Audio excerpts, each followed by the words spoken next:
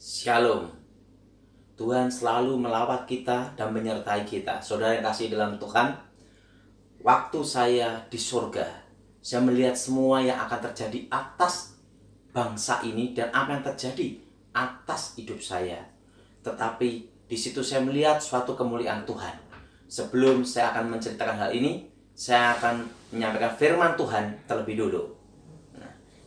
Kita baca dalam Kisah Para Rasul pasal yang keempat, ayat yang ke-12. Dan keselamatan tidak ada di dalam siapapun juga, selain di dalam Dia, sebab di bawah kolong langit ini tidak ada nama lain yang diberikan kepada manusia, yang olehnya kita dapat diselamatkan. Saudara yang kasih dalam Tuhan, tidak ada nama yang bisa menyelamatkan manusia, hanya yang bisa menyelamatkannya satu nama, yaitu Yesus Kristus, Tuhan penebus dan penyelamat. Karena Dia adalah Alfa dan Omega, dan tahu apa yang akan terjadi atas dunia ini dari awal sampai akhir. Dari awal sampai akhir dunia ini, Tuhan tahu. Saya akan ceritakan bagaimana pengalaman saya bersama Tuhan, di mana saya ditunjukkan apa yang akan terjadi. Kejadian ini kira-kira 20 tahun lebih yang lalu. Suatu kali saya mengalami kecelakaan motor. Waktu kecelakaan motor itu saya masih ingat, saya boncengan sama teman. Sebelum motor itu nabrak truk, roh saya dibawa dulu sama Tuhan. Jadi sebelum terjadi benturan antara motor dan truk, roh saya dibawa dulu dan saya melihat roh saya. Disitulah saya dibawa seorang malaikat, tingginya kira-kira 3 meter. Dan roh saya dibawa naik ke atas terus. Nah, waktu roh saya dibawa naik ke atas terus, di situ saya melihat suatu tempat di mana tidak ada matahari, bintang, dan bulan. Di situ ada tangga emas. Dan di tangga itu banyak malaikat. Dan malaikat itu memuji menyembah Tuhan seperti derau air bah. Disitulah malaikat itu bicara pada saya dalam suatu bahasa yang bukan manusia. Tapi saya mengerti apa yang dikatakan malaikat itu. Dan saya juga mengucapkan suatu bahasa. Dan bahasa itu bukan bahasa manusia, tapi bahasa surga. Jadi apa yang dikatakan malaikat itu saya tahu dan mengerti. Malaikat itu berkata, lagu-lagu pujian penyembahan dinyanyikan di muka bumi, terlebih dahulu dinyanyikan di surga. Dan malaikat itu berkata, sebelum kau menghadap Yang Maha Kuasa, engkau harus masuk satu ruangan dulu, yaitu ruang Maha Kudus. Di situ saudara, saya diajak jalan suatu tempat, tirainya terkoyak dari atas ke bawah, dan saya melihat tabut perjanjian. Dan terdengar pujian penyembahan seperti derau air bah. Ku nyanyi haleluya, awan kemuliaan. Dan tiba-tiba saya melihat derau air bah menyanyi memuji menyembah Tuhan. Dan saya melihat tabut perjanjian. Dan malaikat itu berkata, apa yang dilihat Musa di gunung itu tentang kemah suci adalah gambaran dari tempat itu. Dan apa yang terjadi? Malaikat itu berkata, mari engkau menghadap Yang Maha Kuasa. Saya diajak jalan satu tempat. Dan apa yang terjadi? Saya kembali ke tangga emas itu kembali. Di situ pujian penyembahan seperti derau air bah. Dan di tangga itu ada sebuah tahta. Di sana tidak ada matahari, bintang, dan bulan. Karena yang menyinari itu adalah yang di tahta itulah. Dan di tahta itu tangannya gini. Dia berkata, akulah Alfa, akulah Omega. Akulah yang awal, akulah yang akhir. Akulah aku, Yahweh. Yahweh. Aku telah mati, bangkit, hidup kembali. Akulah Yesua HaMasiah. Dan apa yang terjadi saudara? Di situ tangannya gini. Dia berkata, sebenarnya engkau sudah ada waktunya di tempat ini. Karena engkau minta umurmu diperpanjang, maka umurmu akan diperpanjang di muka bumi. Dan selama umurmu diperpanjang di muka bumi, pergunakanlah sebaik-baiknya. Dan apa yang terjadi saudara? Tangannya gini. Di situ hari-hari yang akan terjadi terlihat semua, dari awal sampai akhir dunia. Di situ ditunjukkan hari-hari yang akan terjadi. Jadi disitulah saya mengerti bahwa apa yang akan terjadi atas dunia ini dari awal sampai akhir sudah ada di sana. Disitulah saya melihat Tuhan tunjukkan bom meledak di sana sini. Saya berkata sama Tuhan, Tuhan, aku tidak jadi balik bom. Tapi Tuhan berkata, tidak, kau harus kembali ke rumah orang tuamu.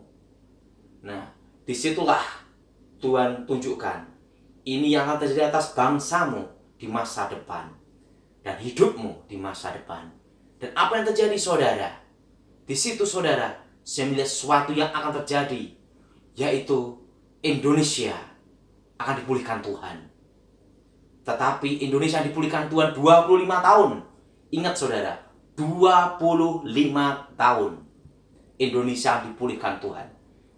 Dan itu dimulai dari tahun 98. Dan pemulihannya adalah kira-kira 2023. Karena 25 tahun, saudara. Tetapi sebelum pemulihan Indonesia akan terjadi krisis ekonomi. Anginnya akan datang 2018, 19, dan krisisnya 2020. Hal ini sering saya bicarakan di gereja-gereja. Saya khotbahkan di Amerika, saya khotbahkan di Malaysia, saya khotbahkan di gereja-gereja di Indonesia. Dan banyak sekali saya khotbah di tempat pendeta Gilbert Lumaindong. Dan sering saya bercerita sama pendeta Gilbert Lumaindong tentang apa yang Tuhan akan lakukan atas bangsa ini, yang akan terjadi atas bangsa ini, yaitu 2020 akan terjadi krisis ekonomi.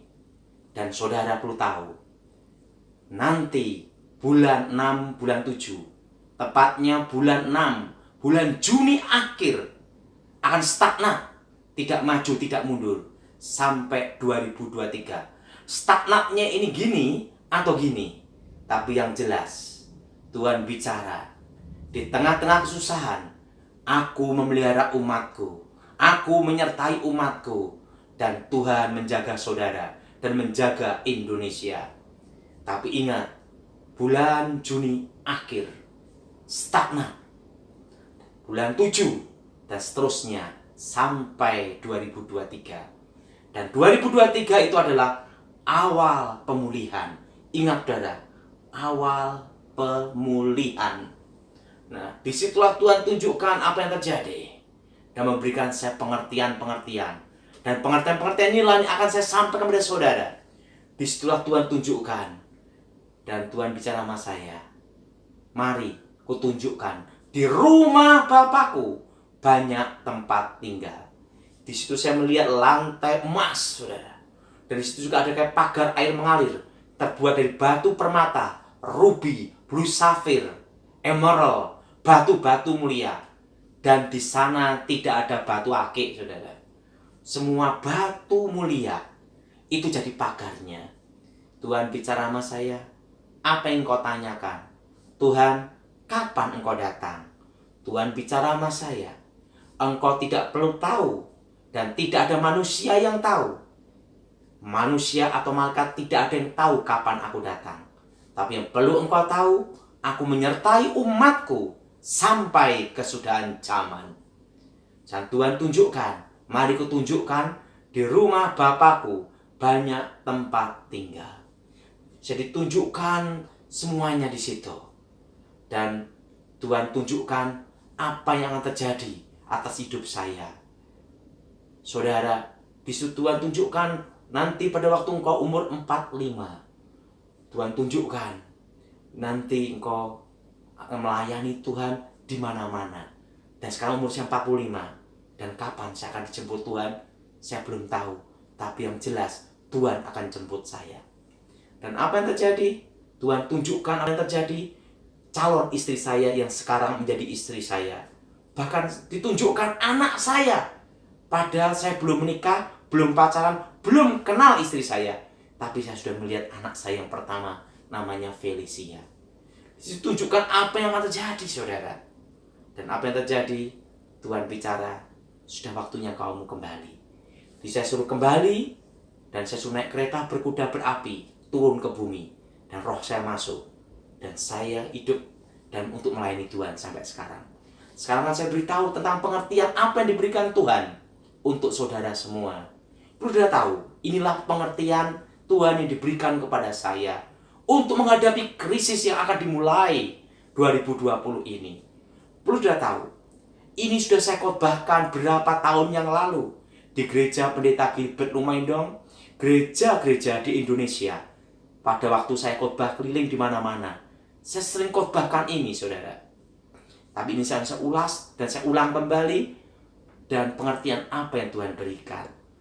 Saudara, ingat bagaimana untuk bertahan menghadapi krisis dan bagaimana saat krisis. Pengertian ini diberikan Tuhan kepada saya. Saudara, belilah tanah di pinggir-pinggir kota, dan tanah itu harus saudara kelola. Tanami pohon-pohon alpukat, duren, setelah itu nangka, buah-buahan yang jangka panjang, dan setelah itu sayur-sayuran. Di situ Tuhan memberi saya pengertian dasar manusia diciptakan Tuhan. Ingat saudara, pada waktu Tuhan menciptakan manusia, manusia diperintahkan Tuhan untuk mengelola Taman Eden.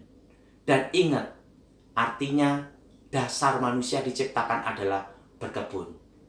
Saudara tahu, belilah tanah. Inilah kesempatan saudara untuk beli tanah di pinggir-pinggir kota. Tetapi ingat, 2 mobil harus lewat pinggir jalan. Dan ingat, tanah itu sudah kelola. Tanah itu sudah kelola, tanamin pohon-pohon. Kelola dengan baik. Karena itu adalah dasar manusia diciptakan Tuhan adalah berkebun. Dan yang kedua, setelah manusia diusir dari Taman Eden, manusia berkebun dan beternak. Itulah dasar manusia diciptakan. Jadi saudara, saya beritahu pada saudara, belilah tanah tahun 2020. Saudara, pinggir kota. Dan ingat saudara, karena nanti tahun 2023 pemulihan, dan ingat semua tol akan menyambung. Nah, jadi pertanyaan bagaimana menghadapi krisis ini? Saudara percaya Tuhan. Karena Tuhan waktu di surga berkata pada saya, berfirman, Aku memelihara umatku di tengah-tengah kesusahan. Dan Tuhan menjaga saudara. Jadi saudara tidak usah khawatir. Saudara, dan yang kedua, saudara perlu tahu, jangan utang bank. Ingat itu saudara, jangan utang bank. Dan saudara, jangan utang bank. Dan yang ketiga, perhatikan, engkau harus bertahan dalam iman. Lakukan perintah Tuhan itu. Beli tanah. Saudara beli tanah di tengah-tengah krisis ini. Kenapa saudara? Yang jadi pertanyaan, Pak, krisisnya separah 98? Tuhan tidak memberitahu saya. Hanya diberitahu krisis ekonomi. Tapi yang jelas satu, saya tidak menyangka bakal virus corona yang mengakibatkan seperti ini. Tapi yang jelas satu, 2020 Tuhan sudah memberitahu saya krisisnya dimulai. Dan itu sudah saya khotbahkan berkali-kali di gereja-gereja, terutama di gereja Pak Gilbert, dan Pak Gilbert saksi hidupnya. Saudara yang kasih dalam Tuhan, ini pesan untuk saudara. Beli tanah dan kelolalah tanah itu. Ingat saudara, beli tanah dan kelola tanah itu. Tanamin pohon-pohon alpukat, durian, nangka, pokoknya tanaman-tanaman jangka panjang. Jangan sawit. Jangan sawit.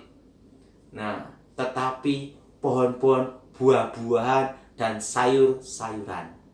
Pak, gimana sudah kebun sawit? Bagus. Tetapi yang untuk saudara, sekarang waktunya untuk menanam pohon-pohon keras.